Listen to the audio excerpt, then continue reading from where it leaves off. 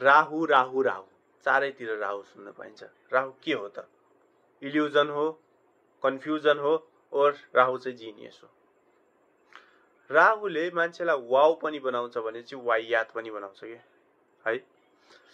राहु भएको मान्छे हैन पहिला धर्म सिकाउँथ्यो भने चाहिँ पछि त्यही मान्छेले आएर चाहिँ युट्युबमा चाहिँ कोर्सको रूपमा त्यही धर्मलाई बेच्न थाल्छ के, त्यो राहु। सो आज त्यही राहुको चाहिँ युतिहरूको बारेमा बुझौँ न त। यदि राहु र चन्द्रमाको युति छ भने चाहिँ यसलाई चन्द्रग्रहण योग भन्छ। योमा चाहिँ इमोसनल एकदम फ्लक्चुएसन आउन सक्छ कि मान्छेमा।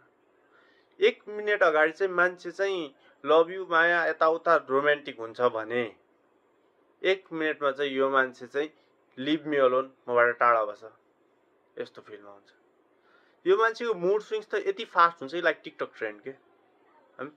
यसै गरी इफ राहु र सूर्यको युति छ भने चाहिँ राहु सूर्यको युति हुँदाखेरि मान्छे चाहिँ इगो प्लस एम्बिसन जोडेर आउँछ कि। एक दिन अगाडि बसकोमा गएर म जब छोड्छु भन्ने मान्छे दोस्रो दिन गएर प्रमोसन माग्छ के।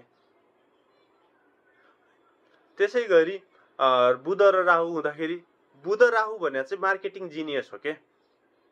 यो मान्छेले एडभर्टाइजमेन्ट यस्तो बवाल बनाउँछ क्या, प्रोडक्ट जस्तो बेकार होस् तर एड चाहिँ बवाल गर्छ क्या, मतलब एडभर्टाइजमेन्ट बवाल गर्छ क्या है।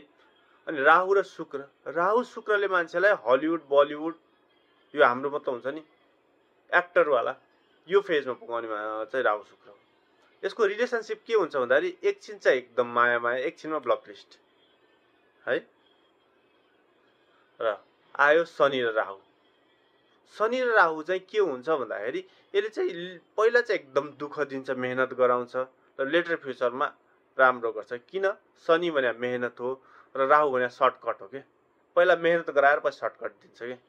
So this type of combination हेर्दाखेरि चाहिँ राहु भने चाहिँ मान्छेलाई एकदम म्याजिस्टिक हो कि। यो यसको चाहिँ डिकोड गर्नै सकिँदैन कि।